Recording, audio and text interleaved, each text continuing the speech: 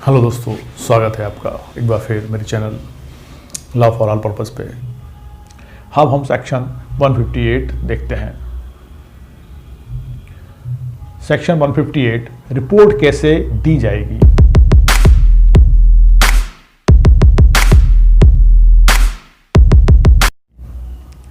Number 1, धारा 157 के अधीन मजिस्ट्रेट को भेजी जाने वाली प्रत्येक रिपोर्ट यदि राज्य सरकार ऐसा निर्देश देती है तो पुलिस के ऐसे वरिष्ठ अधिकारी के माध्यम से दी जाएगी जिसे राज्य सरकार साधारण या विशेष आदेश द्वारा इस निमित्त नियत करें। क्लॉज 2 है सेक्शन 158 का। ऐसा वरिष्ठ अधिकारी पुलिस थाने के भाषाधिक अधिकारी को ऐसे अनुदेश दे सकता है जो वह ठीक समझे और उस रिपोर्ट पर उन अनुदेशों को अभिलिखित करने के पश्चात उसे अविलंब मजिस्ट्रेट के पास भेज देगा। मतलब ये बता रहे हैं कि धारा 157 के अधीन मजिस्ट्रेट को भेजी जाने वाली प्रत्येक रिपोर्ट राज्य सरकार ऐसे निर्देश देती है जो पुलिस के ऐसे वरिष्ठ अधिकारी के माध्यम से दी जाएगी। मतलब वो जो रिपोर्ट है जो 157 के अंतर्गत मजिस्ट्रेट को भेजी जा रही है वरिष्ठ पुलिस अधिकारी के माध्यम से भेजी जाएगी जिसे राज्य सरकार साधारण विशेष आदेश द्वारा नियत करे। और ऐसा वरिष्ठ अधिकारी ऐसे पुलिस थाने के भाषा अधिकारी को ऐसे अनुदेश दे सकता है जो वह ठीक समझे और उस रिपोर्ट पर उन आदेशों को अभिलिखित करने के पश्चात उसे अविलंब मजिस्ट्रेट को भेज देगा। मतलब उस रिपोर्ट में क्या लिखना है वो सब भेद है, उसको प्रिस्क्राइब किया गया है। उस रिपोर्ट बना के पुलिस अधिकारी के माध्यम से उसके वरिष्ठ पुलिस अधिकारी के माध्यम से मजिस्ट्रेट के समक्ष भेजा जाएगा। सेक्शन 158 था। अब हम देखते हैं सेक्शन 159,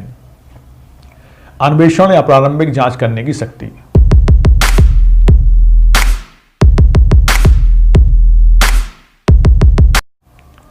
ऐसा मजिस्ट्रेट ऐसी रिपोर्ट प्राप्त होने पर अन्वेषण के लिए आदेश दे सकता है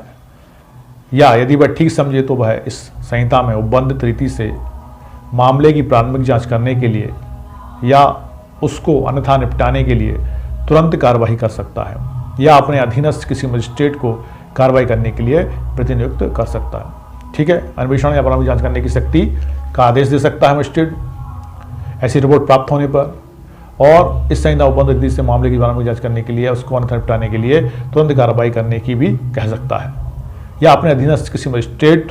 को कार्रवाई करने के लिए प्रतिनियुक्त कर सकता है। या तो वो खुद मामले को देखेगा या किसी अपने अधीनस्थ मजिस्ट्रेट को उस हेतु प्रतिनियुक्त कर देगा ताकि वो उसमें कार्रवाई हो सके। इन्वेस्टिगेशन के लिए आदेश दे सकता है। नाउ सेक्शन 160,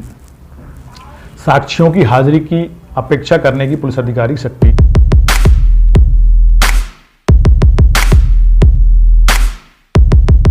जो साक्षी होते हैं उनको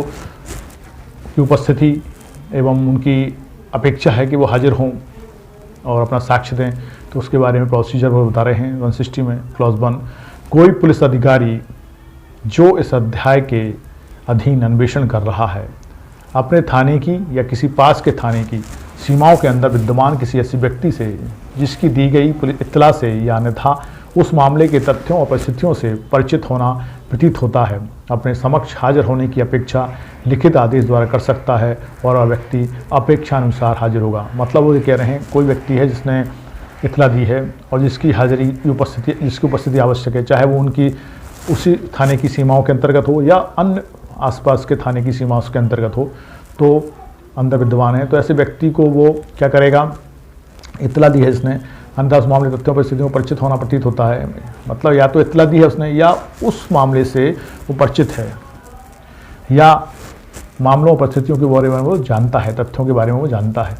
तो अपने समक्ष हाजिर होने की अपेक्षा कर सकता है। मतलब अपेक्षा कर सकता है मतलब चाह सकता है कि वो व्यक्ति उपस्थित हो और उसके बारे में बताए, तो इसके लिए वो लिखित आदेश दे सकता है,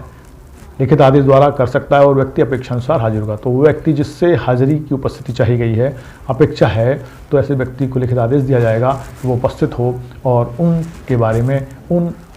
चीज़ों के बारे में जिनके बारे में वो जानता है, तथ्यों और परिस्थितियों के बारे में जो उस मामले से संबंधित हैं बताए,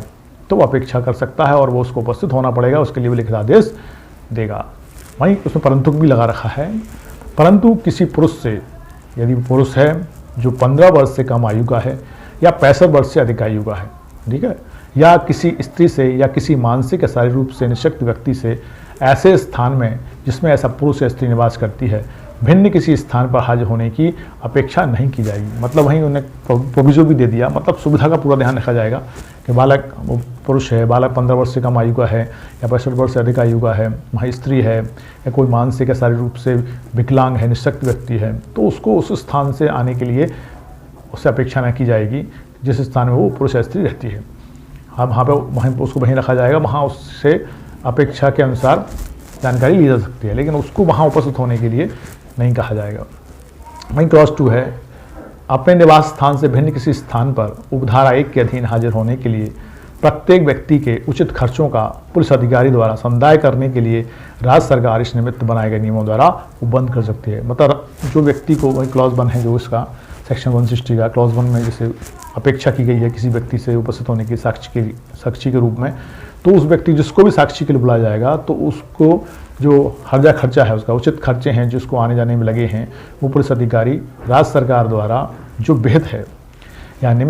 इस निमित्त जो नियम बनाए गए हैं उसके अनुसार उनको खर्चा दिलाया जाएगा, उचित खर्चा उनको दिलाया जाएगा जिनसे अपेक्षा की जा रही है कि वो वहाँ उपस्थित हों। तो सेक्शन 160 में हमने देखा साक्षियों की हाजिरी की अपेक्षा करने की पुलिस अधिकारी की शक्ति, तो हाजिर होने की उपस्थिति की अपेक्षा कर सकता है, उसके लिए लिखित आदेश देगा, उनके हर्जी खर्चे दिलाएगा जो आएंगे। और वहीं पुरुष या स्त्री है तो 15 वर्ष से कम आयु का पुरुष है या 65 वर्ष से अधिक आयु का पुरुष है, महिला है, स्त्री है या कोई मानसिक या शारीरिक रूप से विकलांग व्यक्ति है, तो उससे अपेक्षा नहीं की जाएगी वो अपने स्थान को छोड़ के उस स्थान पर आके साक्ष्य को दे।